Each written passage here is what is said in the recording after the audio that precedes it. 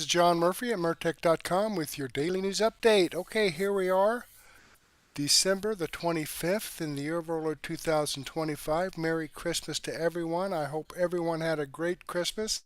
Hope they enjoyed their Christmas. Mine was hectic. Okay, but hey, it was a great Christmas. We all enjoyed it. The kids had a great time, and we had a time, okay?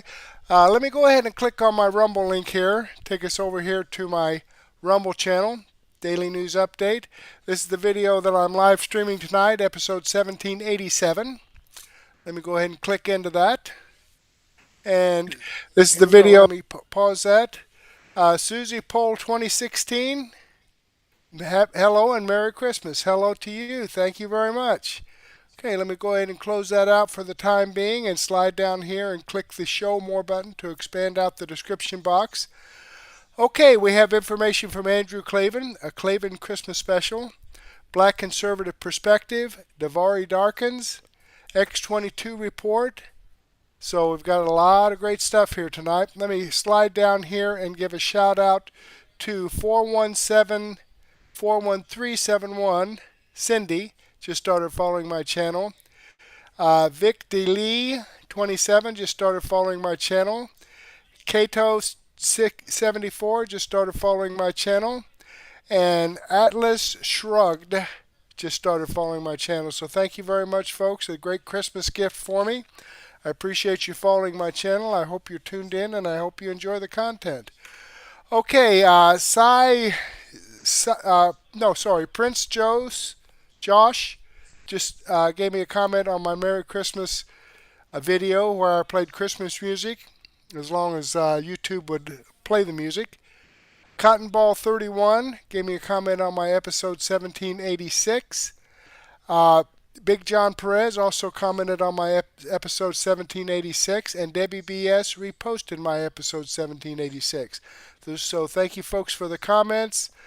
I really appreciate reading your information, and I appreciate your support. So let me give this a thumbs up. There you go. So let's get started on this. Andrew Klavan, a Klavan Christmas special. Now he's going to be serious here. This isn't one of his normal monologues, but I thought it was good information, so I wanted to share it with you. Here we go. Christmas trigger warning. I'm Andrew Klavan, and this is the Andrew Klavan Christmas Special.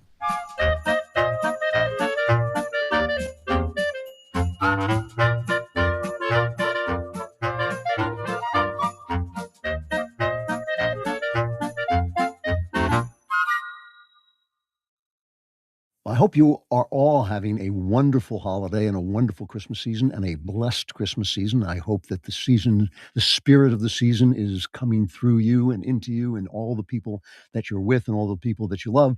And I just wanted to talk today a little bit about what I hope is a fresh look at the greatest Christmas story that isn't in the Bible. In fact, when it was published, it was hailed by some as the fifth gospel, which is a little hyperbole, but still it has some truth to it. And that's Charles Dickens' A Christmas Carol. And they're going to be full spoilers, but I assume you all know the story. In my estimation, A Christmas Carol is one of the greatest works of English literature, which is among the greatest literatures in the world, if not the greatest English literature. And it is a book by one of English literature's greatest authors. Leo Tolstoy, who is himself obviously a great author, the author of War and Peace and Anna Karenina, is said to have remarked that Dickens was the only writer who could be compared to Shakespeare. And I think that there is some truth to that. There is something about Dickens that is essential, something about him that just captures the world in a special way. The intellectual class tends to dismiss him because he is joyful and loves humanity and is full of life and entertainment and humor. And of course, the intellectual class thinks that darkness is deeper than light, which is simply not true. But the fact is, just when it comes to pure talent, he had the storytelling power of the greatest bestseller. I mean, guys who I think are great storytellers, like Stephen King is a great storyteller, but Dickens had that power paired with the prose of an angel. His prose is as beautiful as there is in English. If you read just the opening 2 pages of Bleak House, you'll see what I mean. And his characters are unbelievably vivid. They are larger than life, and yet they also speak of life. You know who they are. You know what a Scrooge is, for instance. You know what these who these people are. You can say when you meet them, oh, he's like a character out of Dickens. And of all his works, although I think he's written so many great novels, I can't think of a single piece of writing of his or maybe of anybody else's outside of the Bible that bears a purer, more unadulterated mark of inspiration than A Christmas Carol. You know, a writer's main job is getting out of the way of his own inspiration, getting his likes and his personal scars and his personal, obsessions, getting all of that out of the way and letting inspiration pass through him as cleanly as it can. Now, it's going to carry stuff that's inside him out into the world. That's what makes his work unique. But still, that inspiration is coming, it's not coming from within him, it's coming through him. Any good writer will tell you this, even if he's embarrassed to say it. And his job is to get out of the way. And I think somehow in A Christmas Carol, Dickens did that better than any other book, any other author, and any other time I can think about. He wrote the book in the 1840s when he was in financial difficulty. You know, he'd come on the scene with the Pickwick Papers, and it was just a smash. And he was a huge celebrity, maybe the biggest celebrity in England of his time. But that time, it's those first stories like Pickwick Papers and Oliver Twist, they had sort of faded away. And his latest novel, which was called Martin Chuzzlewit, had not done well, and he was hurting for money.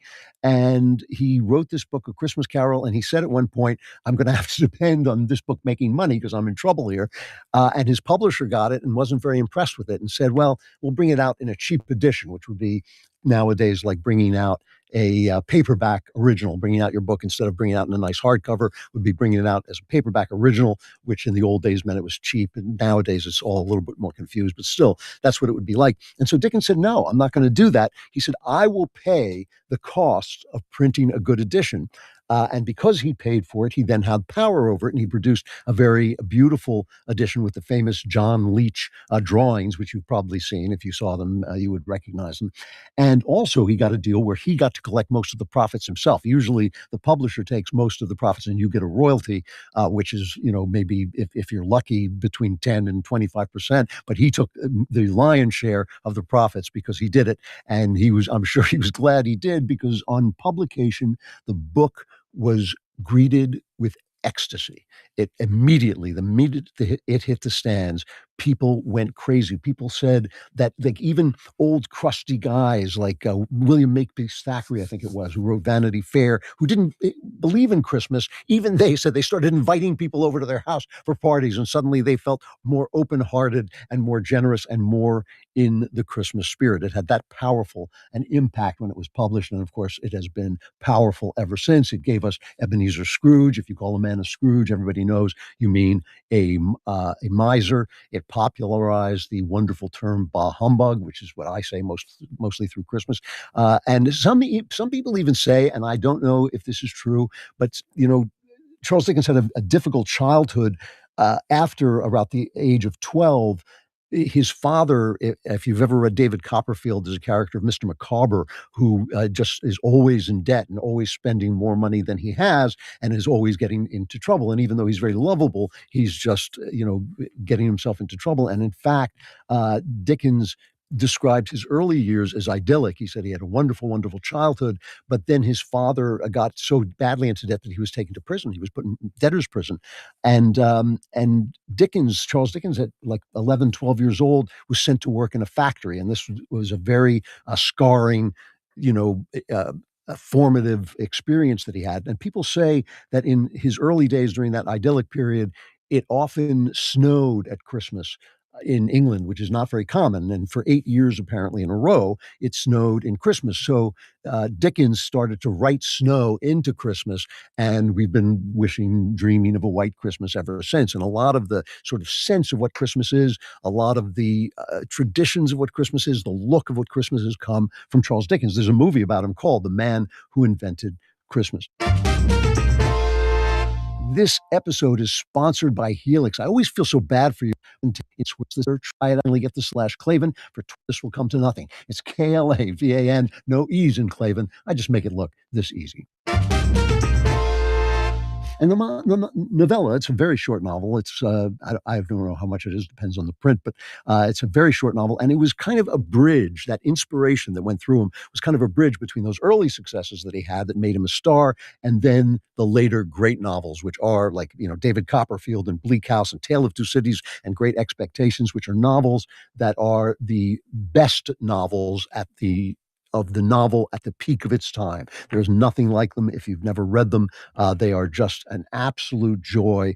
David Copperfield, one of the greatest books ever written, just so entertaining and yet so rich with characters. The characters just become part of your life.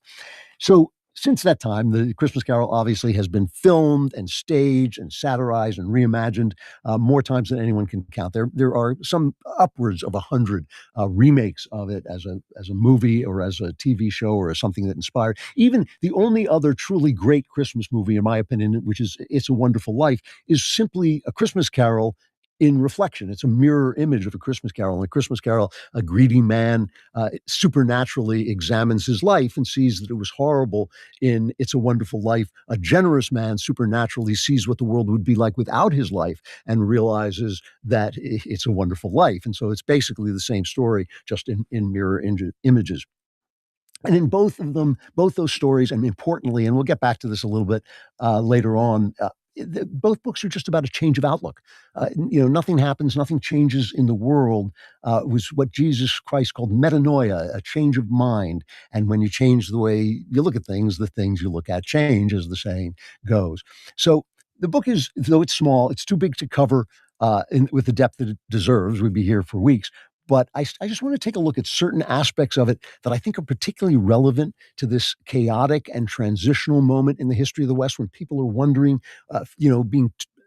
how can I say it, being tempted by false philosophies, where people are looking for a place to stand. They're looking for thought leadership here, who will step forward with an honest philosophy, an honest outlook that they can believe in. That's not just honest and cruel or honest and stupid, but is honest and true to what God wants from us.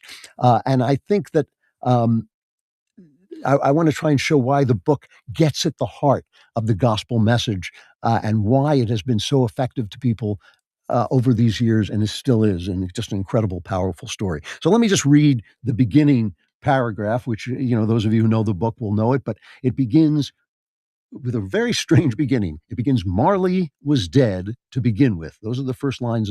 That's the first sentence in the book. Marley was dead to begin with. There is no doubt whatever about that. The register of his burial was signed by the clergyman, the clerk, the undertaker, and the chief mourner. Scrooge signed it, and Scrooge's name was good upon change for anything he chose to put his hand to. Old Marley was as dead as a doornail. And about a paragraph down, Dickens adds, this must be distinctly understood, or nothing wonderful can come of the story I'm going to relate. It's a strange place to start. You might think you would start with a happy Christmas scene to set the seasonal tone, and then focus down on this one grumbling miser. But no, he starts with death. And this story is built so that it begins with death and it ends with death. It ends with Scrooge's death when he goes into the future and sees himself as a dead man.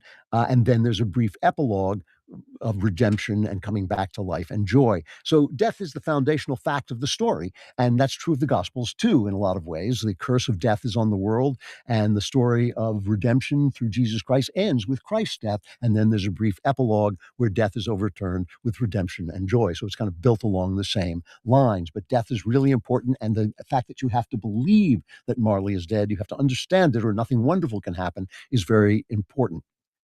So we're introduced to Scrooge, and Dickens describes him in his wonderful exuberant and generous prose. Generosity to me is maybe the key factor in art. If you have generosity, that will increase your talent. I can think of probably a very generous living author is J.K. Rowling. If you read her books, she just pours all her inventiveness into each book. She doesn't say, I'm going to hold this out to book 3. She just pours it all in there, and every line is a new invention, a new supernatural trick that she's dreamed up. And then the next book, she just trusts herself to be able to do it again. It's generous writing, and it just brings you up short. And here's Dickens describing Scrooge. He says, "Oh, but he was a tight-fisted hand at the grindstone, Scrooge, a squeezing, wrenching, grasping, scraping, clutching, covetous old sinner, hard and sharp as flint, from which no steel had ever struck out generous fire."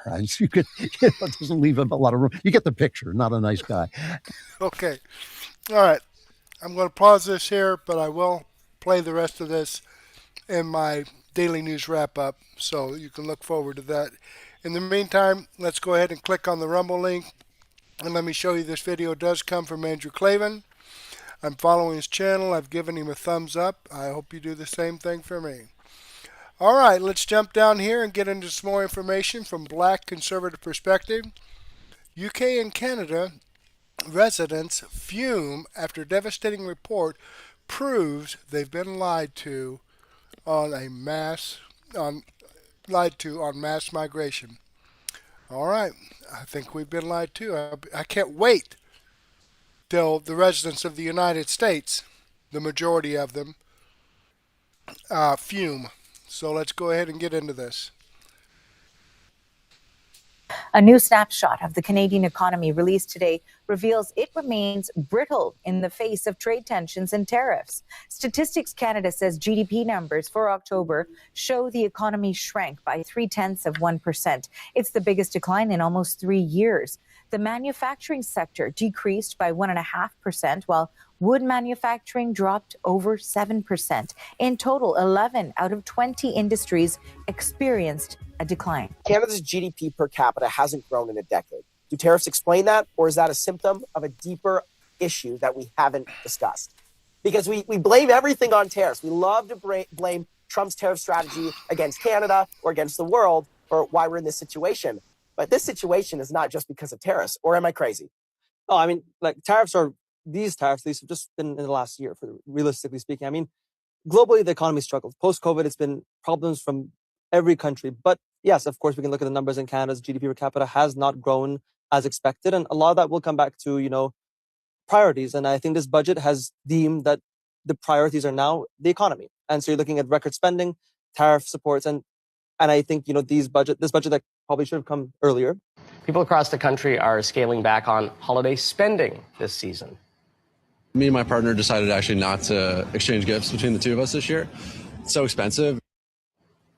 According to a survey by TD Bank, more than a third of Canadians are cutting back on holiday shopping and expenses this year.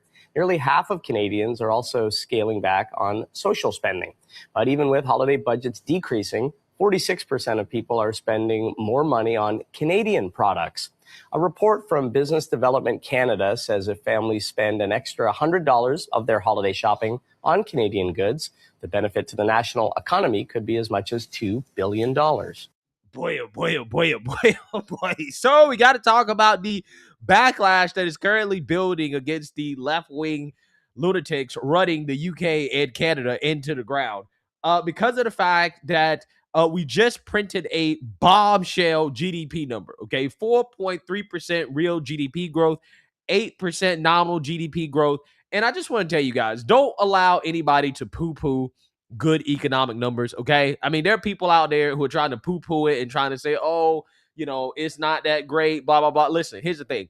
Growth is growth, okay? And you much rather have your economy be growing and to have productivity rather than to be in the situations that we're going to talk about here today, okay? Because you have the UK, Canada, Europe, basically the rest of the world, they're getting roasted over the fact that they're not growing at the same rate as the United States. They've essentially become stagnant. So just think, the whole world out there in the third quarter, the United Kingdom grew 0.1, the European Union grew 0.4, and Japan fell 0.6%. Fell 0.6%.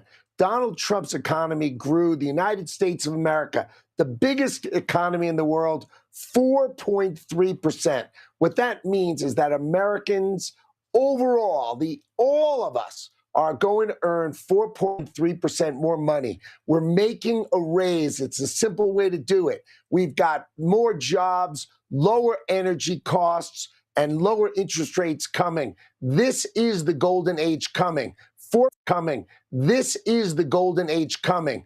4.3% this quarter means Americans on average are making more money in their pocketbooks. That makes for a great Christmas. So it turns out that go woke, go broke doesn't just apply to companies. It can also apply to countries. The UK economy grew just 0.1% in the last 3 months to September. And our annual growth sits at the bottom of the G7. And that abysmal growth is driven by abysmal productivity.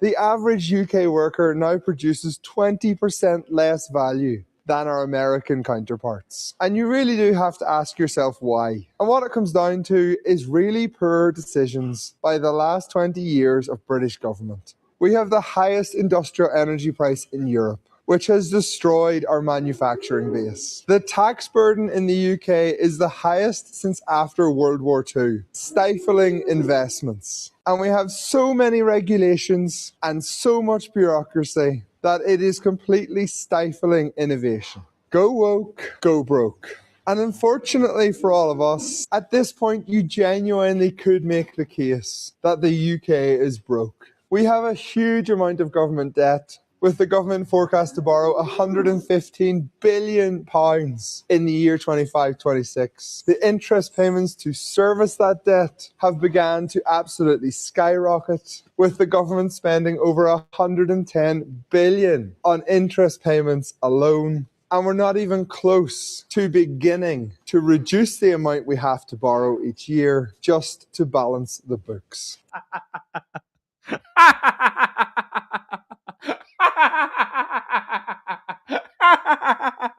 Wait, so you mean to tell me that unlimited migration, tax the rich, tax energy, okay, a Green New Deal, okay, that doesn't equal growth and prosperity? Wait, hold on now. I was told that tariffs would collapse the U.S. economy, right? This is what U.S. politicians told us, that tariffs were going to be the end of the economy, right? We were going to everything was going to go to shit because of tariffs. Comes in and basically starts the dumbest trade war in the history of this country. This is going to be about potentially millions of people losing their jobs. It's going to be about millions of people losing their savings, many of people losing their retirement security, and at the same time taking on even higher costs for everything they buy. So that's going to push us in potentially to foreclosures or people being pushed out of their apartments. You know, I remember this from 2008 and how long it took us to dig our way out. And to this day, there are families, there are communities that still haven't recovered. Recessions can be all those fancy charts and graphs, but at the end of the day, people feel them one person at a time, and they can be devastating. Yeah. So fast forward just a few months, right? After doomsday, right? Doomsday, 4.3% real GDP growth. We have 1.5% CPI on consumer goods, which means that we're not seeing inflation from tariffs, okay? 2.7% overall CPI, and it's going down, right? And in fact, over the last 3 months, if you look at the annualized number over a 3-month period, headline inflation was 2.1%, and core inflation was 1.6% in November of 2025, right? So definitely headed in the right direction for sure. You have more investment than ever coming into this country, right? Things are getting better, right? We're not where we should be, but things are certainly getting better, right? Now, again, we're doing this, as this guy points out, from the UK, all while doing mass deportations and cutting net immigration, that it might be negative, right? So what people are starting to realize in these countries, again, like the UK, who have embraced overregulation, high taxation, socialism, green new energy policies, right? That has basically made energy unaffordable, okay? Is that they've been lied to, right? They've been lied to. That all of this stuff, unlimited migration, progressivism, overregulation, socialism, that does not lead to prosperity, right? It doesn't lead to prosperity. That's what they're realizing. This is what they're understanding. Like, wait, hold on. We've been lied to for 14 years. Everything the Tories told you for 14 years was a lie. Of course it was a lie. Of course. And they're realizing that the writing's on the wall here.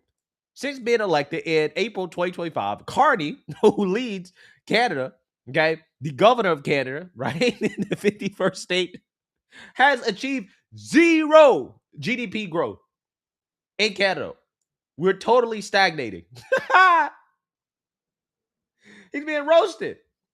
And the liberal lost decade continues. So, with that being said, let's learn a little bit more about some of these disastrous economies that are falling apart under liberal governance. And again, I just want you guys to understand, this is what Democrats want for the United States of America. Everything that you're saying here, anti-growth progressives and Democrats, this is what they want, right? This is what they want. They want Canada and the UK for us. And those countries are struggling. Canada's GDP fell 0.3% in October, which more than offset September's gain of 0.2%. My next guest says, despite likely dodging a recession, the Canadian economy still does face some headwinds. Let's go to LJ Valencia, economist at Desjardins. Thanks for joining us today. Hi, thank you for having me. So manufacturing was up in September, but down in October. Any obvious reason for the month-to-month change? Well, one thing that stands out with today's numbers is that machinery manufacturing has gone down quite significantly after helping contribute to the manufacturing strength in September. But another sort of interesting tidbit of information we can glean with today's data is that wood manufacturing fell likely due to the tariffs that were introduced on wood products during the month. So those are really two interesting informations that we can glean from on the manufacturing side especially. Okay, so the tariffs for cabinetry and furniture, those are the kind of things that were hit and that showed up in the October data. Absolutely. Okay. That's really a defining factor that's caused some of the weakness that we've seen in the wood manufacturing subsector. You know, it's almost as if the tariffs actually hurt other countries more than they hurt us, right? Which is what everybody could have guessed from the beginning of all this, considering how, specifically in the case of Canada, 75% of exports go to the United States of America, and only 15% of our exports go to Canada, which means that Canada takes a much larger hit than we do, right? And what is happening is that the tariffs are actually having a real downward effect on their GDP, right? So their GDP is lagging, again, partially due to the tariffs, but it's a real effect, right? Dragging down their economy. Now, we don't want to do this. We don't want to drag down their economy, but this is what the Canadian people chose, right? This is what the Trump derangement did to them, because all they had to do is just elect a leader who is willing to play ball with President Trump, who's willing to renegotiate our trade deals in ways that are more fair towards us so that we all win, we both win, right? But see, the Canadians, for whatever reason, they let their Trump derangement, literally their Trump derangement, decide their election, right? And because of that, okay, I'm going to go ahead and pause this here now. Again, I'll have this in my daily news wrap-up. But this was the whole thing. Canada charges the shit out of us on tariffs that we export and they import from the United States. Okay, and Trump said, no, if you're going to charge tariffs on our products going into your country, we're going to charge tariffs on your products coming into our country. Which, number one, is going to cause increase in productivity in the United States.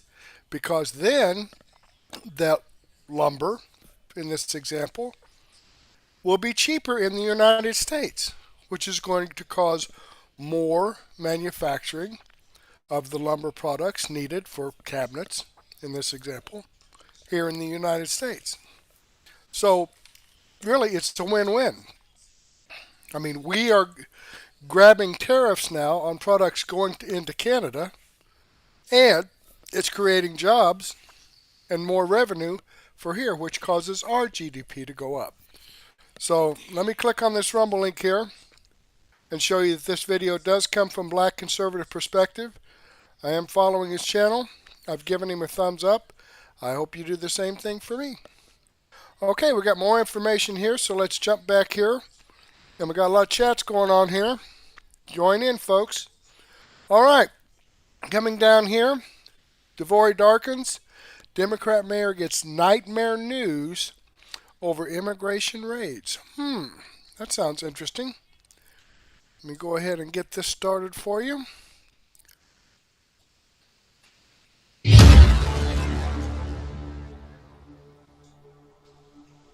The difference is that clearly crime is not the focus in these terroristic acts that are coming to our communities right now. Crime is not the focus when you are tearing a father away from his family who has done nothing wrong. Crime is not the focus when you are detaining an American citizen for no reason other than the fact that he is Somali or he is Latino. Crime is not the focus when you're dragging a pregnant woman through the street, and crime is not the focus when you are specifically focusing on communities based on the color of their skin. Where crime is the focus, Minneapolis is ready to partner to keep people safe. But that is not the case with this federal administration right now. And I got to tell you, I am increasingly concerned because of the chaos that is being caused by these ICE agents, that somebody is going to get seriously injured or killed. Okay, so this press conference is a reaction to the Trump administration upping their immigration operations in the state of Minnesota. They are seeking to deport illegal aliens. They are focusing in these communities, particularly Minneapolis and St. Paul, and all because we know this entire state has not only been caught with fraud up to their ears, but they are also sanctuary cities, and they have these ridiculous policies. And of course, if they were so threatened and scared, they would have worked with the administration. I just want to point out something else as well. He says that people will potentially be injured or killed because of ICE officers going into these neighborhoods and deporting people. No. American citizens have already been injured and killed because illegal aliens are being protected in these sanctuary cities. I just want to clear that up. And of course, Hunter Biden had something to say about all of this. We will get to that. But I want to give you guys kind of a summary of what's been happening today with ICE in particular. Take a look. The Trump administration is charging into 2026 with a major immigration crackdown. ICE saying it has rounded up over 1,000 illegal migrants under the Laken Riley Act, a 2-week blitz named for the Georgia nursing student who was killed by an illegal immigrant just last year. DHS Secretary Kristi Noem also tripling payouts for migrants who self-deport, a move backed by Stephen Miller, who says each self-deportation saves taxpayers up to $1 million. Now, that last point is something we had talked about last week, where Kristi Noem came out with this huge announcement that they were tripling the amount for people to self-deport. And just imagine that. We have to pay $3,000 for people to do the right thing. And secondly, the money we save in the end is crazy. It's astronomical. You know, it's interesting how out of touch Democrats are as far as the finances are concerned. When you allow 20 million people into our country unvetted, of course, the system's going to break. We already had problems before that financially, and this has just amplified it. But of course, they're not going to talk about that because they don't believe someone's going to have to pay for it. And if it's somebody, it's going to have to be the rich. That's why they say the rich needs to pay their fair share. I just don't know how exactly they go about implementing that. Okay, you guys heard from the mayor from Minneapolis. Let's hear from the mayor of St. Paul. Here's what he said. We believe in a model of public safety that provides a stabilizing factor, not chaos in our communities. And sadly, right now, one of our biggest opponents in this approach that's been so successful in St. Paul, so successful in Minneapolis, so successful in communities across the color, our biggest opponent is our own weaponized federal government. Our biggest opponent is our own weaponized federal government who says put America first, but arrests American citizens. Who says this is about ending violent crime and goes and arrests workers on their way to work. Who says that we care about you and we care for you and then goes and separates families from their children.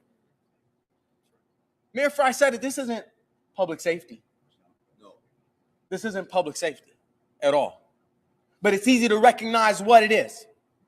When I look at my neighbors on the east side of St. Paul and see them worried, Bishop, before they leave the house, to make sure they have their papers so they're not harassed by law enforcement, I recognize that. I recognize Jim Crow.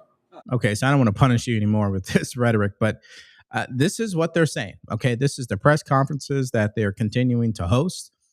This is the unified message that they're going with, that they don't have a crime problem. They haven't had a crime problem. When they did have a crime problem, they fixed it without the federal government's help.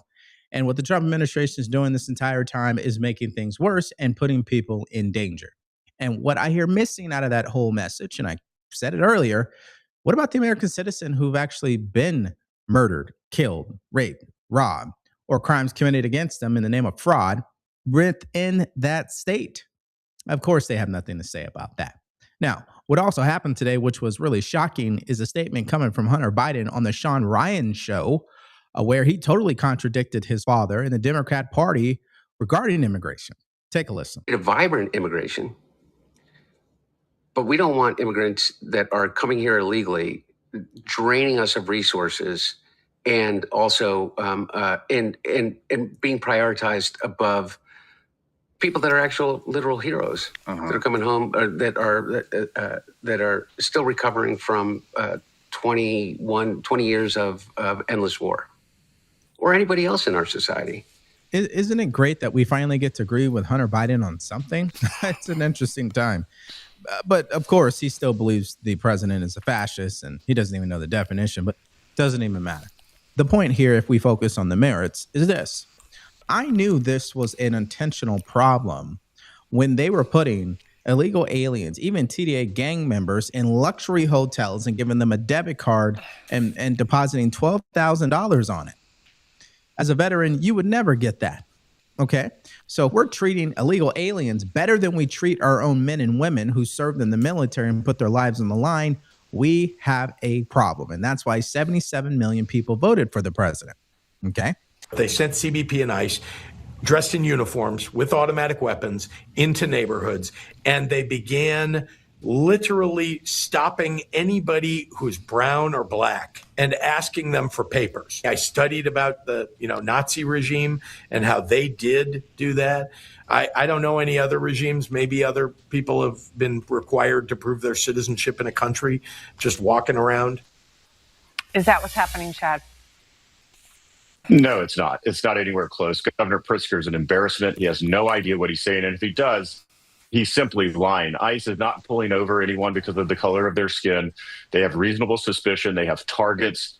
They go through, like any other law enforcement agency, they go through a number of steps to identify who it is that they want to interview, to detain, and then eventually arrest and remove, right? There are very specific protocols that they go through. So Governor Pritzker and others that just saying, oh, they're just stopping whoever they want to see, on the side of the road. It's simply not the case. He has no idea what he's talking about. It does a disservice to ICE law enforcement agents, and it actually puts their lives at risk, because when his constituents in Chicago or Illinois or any others on the left hear Nazism, they say, well, we've got to defeat those guys. We've got to go after them. And it's putting these officers and lives at danger. He needs to stop it. He needs to tone down that type of rhetoric. It's okay if you have a policy difference with the Trump administration. I get that.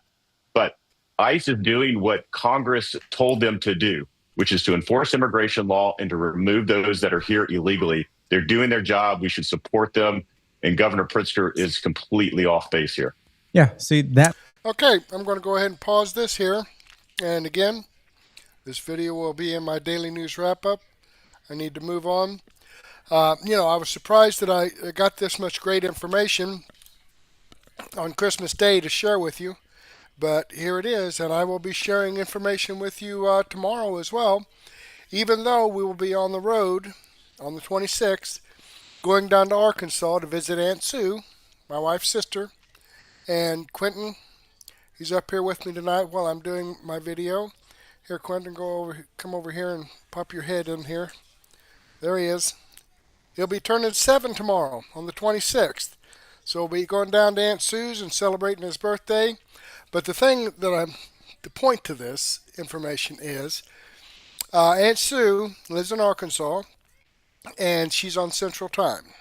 Okay, and her son has kids about the same age as our kids, so they play and stay up a lot later down in Arkansas than they do here in Indiana.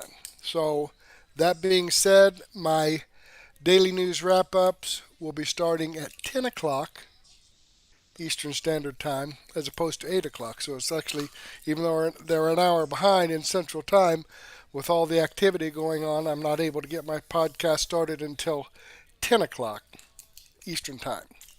And of course, my daily news wrap up will start about 11:30. But with that being said, I probably won't have any extras tomorrow. I won't have time to do it because it's an 8-hour trip down there. Well, with the kids and having to stop for restroom breaks, it makes it more like about a 9 or 9.5 hour trip. But we will be having our podcast tomorrow, probably until New Year's Day. We'll be coming back on New Year's Eve. Until New Year's Day, our podcast will be at 10 p.m. instead of 8 p.m. Okay, now that I got that off my chest, let me click on this Rumble link and show you that this video does come from Devory Darkins. I follow his channel. I've given him a thumbs up. Again, I hope you do the same thing for me.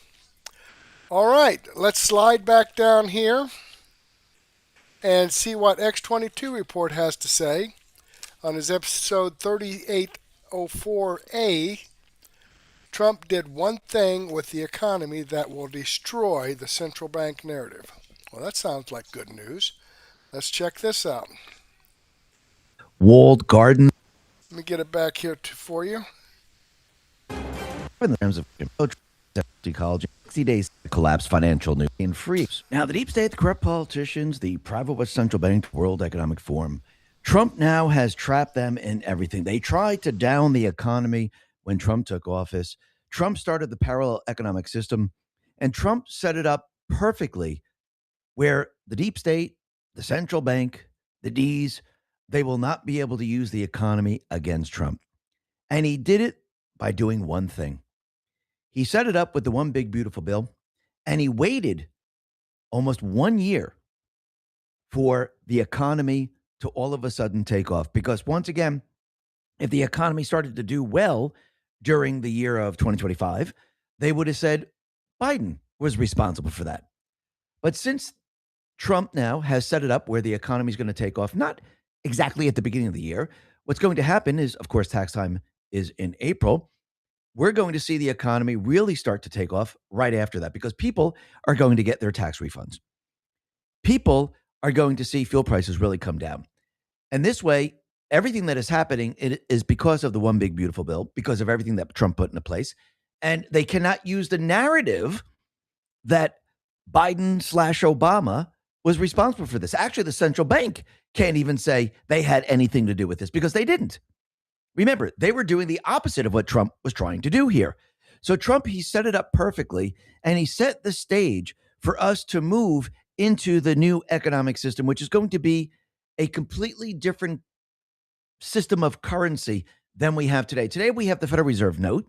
It's an instrument of debt, and we're moving away from that. So every step of the way, you could see this has been done specifically on purpose to bring the people to Trump's side and to put the light on the central bank, on Biden/Obama and the D's.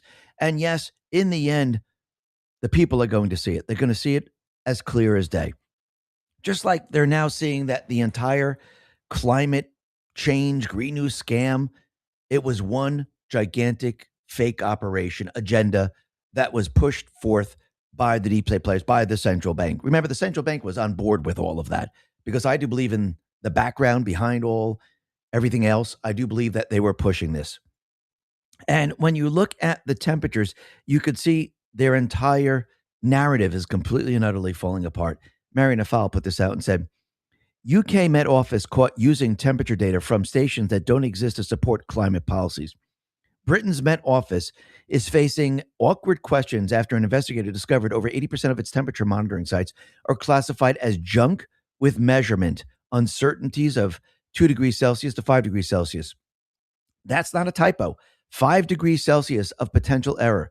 Only 19 pristine Class 1 sites remain capable of measuring actual ambient air temperature accurately. The rest, located on airport runways, walled gardens, next to main roads, and inside solar farms. Places where concrete, engines, and infrastructure create artificial heat islands that have nothing to do with the atmospheric temperature changes. The Met Office database also contains data from over 100 stations that don't exist. They're using estimated temperatures from unidentified neighboring stations and presenting it as real data. When journalist Ray Sanders started asking questions through Freedom of Information Act requests, the Met Office dismissed them as not in the public interest. After media inquiries, the Met Office quietly removed estimated data from 3 non-existent stations. Of 17 new sites open since April 2024, nearly 65% were immediately placed in the worst quality categories. UK Science Minister Lord Patrick Vallance is calling for scrutiny of this misinformation that weakens the trust in science. Perhaps what actually weakens the trust in science is using temperature readings from imaginary thermometers next to jet engines to justify trillion-pound net zero policies that reshape the entire economy. The data may be fine for tomorrow's weather forecast. Using it to revolutionize Britain's energy infrastructure, that requires stations that actually exist. And that's absolutely true. And what did they do? They had to create an imaginary system to create the temperatures because, again, the science wasn't on their side. The Earth wasn't doing what they wanted it to do. They said we were going into global warming, and actually we're in global cooling. We're doing the opposite. Remember, everything that they've told us has never come true. You can look back 10 years, 20 years, 30 years, 50 years, 80 years. It has never come true. The whole thing is one gigantic hoax. And you can see this is why Trump and the Patriots, this is why they pushed against it, because they know it's a hoax. They know they're full of it. Just like when you look at the fake news today, we know that they're full of it. But again, when the economy is doing well, it's very, very difficult to tell the people that the economy is doing poorly. They will try. They will try to manipulate, but there'll become a point where they won't be able to do this anymore. And I do believe we're coming to that point where they're going to have a very difficult time, especially when we enter the year 2026. So during this year, they tried their best to convince everyone that Trump was driving the economy into the ground. The tariffs were going to create major inflation. Fuel prices were never going to drop. He was never going to be able to bring the prices of food down. And all that turned out to be fake, phony, and false. And what Trump is doing right now, he's bringing back the jobs. Inflation is down. And we can see that fuel prices are going to continue to drop. Now, what Trump is going to do, he's going to put the money back in the people's pockets, which once you do that, the game is over for the fake news. But the fake news right now, they really can't ignore the economy, because if they say the economy is doing poorly, inflation is up, no one's going to believe them. So they actually are forced to admit this. RNC Research put this out and said, even CNN can't ignore President Trump's booming economy. CNN, the U.S. economy was much stronger than expected. Americans are also seeing some prices ease at the grocery store. The cost of eggs, chickens, and tomatoes are all down. Now, of course, they're not going to tell you that the economy's booming under Trump. They're going to say it's easing. It's a little bit better. But eventually what's going to happen, the people are going to feel it. And this is going to be a major, major problem for them. And what Trump is doing right now, he's setting up the entire country to move away from the private Western central bank system, to move away from the currency that we use today. Now, we've all seen the headlines that talk about Ozempic and similar miracle weight loss shots. Drugs, I promote for 22. Note, it is an instrument of debt. It's not your currency. It is borrowed from the central bank system. You owe interest on that piece of paper. And every day that passes, that piece of paper or the blip on your computer, it loses value. So basically, you're being double taxed, triple taxed. The taxes just keep on piling up. But Trump, he's prepared and ready to move us in a completely different direction. And I think Jeff Pasquino explains it well. Now, it might not end up exactly like this, but I do believe we're heading down this path. He says, get used to hearing about the digital dollar. That will be layman's language for stable coins. Most won't ever know the subtle differences. Many will believe that their bank accounts are digital and in dollars. Already, language and words are important. But this time, the difference will be to the benefit of the stablecoin holders. But if it is pegged to the dollar, Why will it matter? You might wonder. That's a great question. The difference will be that today's bank accounts are in Federal Reserve dollars, which are debt-based, inflationary, and losing value at a rapid pace. The new digital dollar stablecoin will be backed by gold or other assets, yet to be defined, but it's clearly how they're heading. And the purchasing power will go up. This is the first step out of the debt-based system enslaving most Americans, and by extension of the world reserve currency, most everyone in the Western world. Perhaps we'll eventually see that the asset-backed digital dollar is far superior to the Federal Reserve dollar. Once noticed, stablecoin dollars will be hoarded while Fed dollars will be flood the market. Gresham's law. No one will want the dying dollar or any debt denominated in it. And much like the rise of gold and silver now against the Fed dollar, the digital dollar will also rise in value. Then everyone will transition by choice to an asset-backed currency without even knowing why they want those new dollars. They will just know that they hold value better. In other words, the digital dollar will actually be a store of value, evidence that is actually money, not just a currency. Fix the money, fix the world. And I do believe that's pretty much what's going to happen. Now, again, the timeline and exactly how it's going to happen might differ a little bit. But I do believe that we're going to be going back to sound money. We're going to be moving away from the Federal Reserve note. And this is the main reason I do believe Trump set up the tariff system, because number one, tariff system gives you control around the world. The tariff system actually destroys the globalist trading system that they set up to support the central bank system. And it allows you to bring in income from external sources. So when you bring in income from external sources, more currency is coming into the country, but the currency is not adding to the currency that's in this country. We're not creating new currency. We're using existing currency, which actually does not cause inflation. Like the central bank, if you need currency or you need to pass a bill to fund certain things, you must borrow from the central bank, and there's interest attached, and you're adding new currency to the existing currency.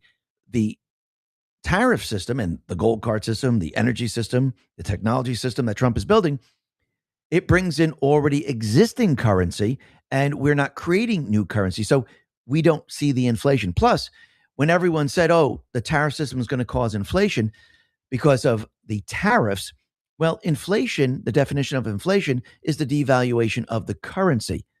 If a state adds a tax to the gasoline, is that inflation or is that just a tax on top of gasoline? Because again, the rest of everything that you purchase doesn't actually go up. You're actually just paying tax on that fuel. Now, the tax might add extra costs to the production of certain things, but again, that's not inflation because it doesn't affect everything. It doesn't affect insurance or colleges or things like that. So when you look at it, it's not affecting everything. So is it truly inflation or is it a tax that they placed on fuel that might in turn affect like food production, because you have to pay a higher tax. But again, if it's just one state, the other state is not experiencing that. So like, for example, California, if they have these laws that they're putting into place where gas stations have to dig up their tanks, they have to reinforce their tanks, and gas stations close, does that raise the price of fuel? Yes. Is that inflation? Well, the rest of the country is not feeling that. You see, when I talk about inflation, I'm talking about what the central bank has done because everyone feels it all at the same time. The individual taxes are different because you have one state that's not putting taxes on fuel or doesn't have that law where you have to dig up your tank and put in a reinforced tank to be compliant with the Green New Scam. That state's not experiencing that. So that, again, is not inflation by definition because inflation is the devaluation of the currency. So basically, once we go to sound money and we're using the tariff system, we're no longer getting taxed via inflation. Plus, if we have that money coming in externally, we do not have to take funds internally because you have to remember from the central bank, we're borrowing that currency and we're using the currency from the Federal Reserve. When we're taking it in externally, we're not borrowing it. We don't have to pay it back. So this is a very, very different system. One's an income system, one's a debt system. And the only way to move out of this is to actually move out of the central bank is to prepare a system that competes with the central bank and prepare the new currency so we can transition. And the new currency will always win because the new currency maintains its value. You see, because the Federal Reserve currency has lost its value. So anything like gold, silver, stablecoin, Bitcoin will always win out against the central bank system. The central bank system cannot compete with those currencies. They never can. That's why they have to manipulate them with the paper market. This is why they need to keep them suppressed as best they possibly can. But in the end, it all falls apart, and it's all starting to fall apart right now. So I do believe, yes, we're moving in the right direction, and people in 2026 are going to experience Trump's new economic system, and it's going to get stronger and stronger every single day. And they won't be able to say this is Biden's economy. They won't be able to say the Fed was responsible for this. Actually, Trump will be responsible for all of it. He waited 1 year. Most of the improvements, the economy that you're going to experience is going to happen probably in the mid part of 2026. So it's going to be very, very different. And Trump is going to take the winning lap for all of this because, again, it was his policies that did this. And this is how he's going to get the people on his side to move us to the next level. You see, he's going to use this so we can get control of the House and Senate. He's going to use this to actually move us from the central bank into the new system. He's going to use this to undo everything the deep state, the central bankers have done to this country. And they won't be able to stop this. They'll try. They'll do their best. But in the end, Trump, the people of this country, we're going to win. And we're going to win economically. Listen, everyone, thanks a lot for listening. Be well, be safe, and especially be prepared. Thanks a lot. All right. I think he's right on there. I mean, I don't know if Trump planned for this to happen. I know he's been working hard to get prices down. I mean, I've talked before about how egg prices, milk prices, meat prices, fruit and vegetable prices have been coming down, while the mainstream media and Democrats are talking about it's not affordable. Affordability is out of control. Yeah, okay. You would think they would just shut up because everything they say, they're being proved wrong. They're being proved incorrect. But, it's a great thing that the economy is going to actually start really ramping up in 2026. That will help the midterm elections. And those midterm elections are important. Let me click on this Rumble link and show you that this video does come. This video does come from X22 Report. I'm following his channel. I've given him a thumbs up. I hope you do the same thing for me. And with that being said, let's go ahead and move on here. Let me remind you that this video, let me copy the live chats into, copy them into a comment because when the live stream is over, the chats will just kind of go away. Let me clean this up just a little bit. There we go. Okay, and let me remind you folks that these videos that I've shared with you are videos that come directly from the producers. Okay, I've got the link to the videos in the description box as well as the link to the producer's channel. And these videos that I have shared with you here are videos that I've posted on Murtech.com.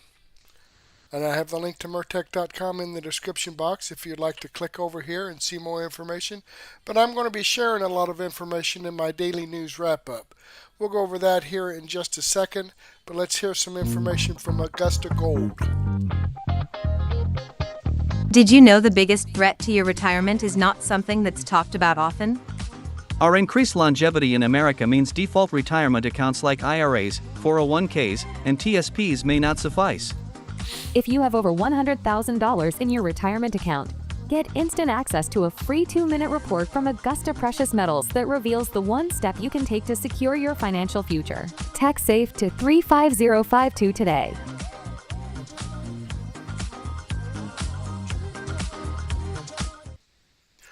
Okay, getting back here. This is my playlist for my daily news wrap-up. I've got 19 videos in here. Right here is Andrew Klavan, then we're going to finish up with that. Black Conservative Perspective, and Devory Darkins. Then I've got more information here from Thrive Time Show, The War Against You, We the People News, the Trump News Channel, Truth Bomb Mary, Greg Hunter. So I've got a lot of great information here. It'll probably last you throughout the night. So go ahead and take a break. Grab a cup of coffee and a donut, or a sandwich and a soft drink, or maybe a beer, and meet me back here at 9:30, and we'll get this going for you. But in the meantime, I do want to say thank you for spending your time with me this evening. Hopefully, I'll get to see you again later, and may God bless.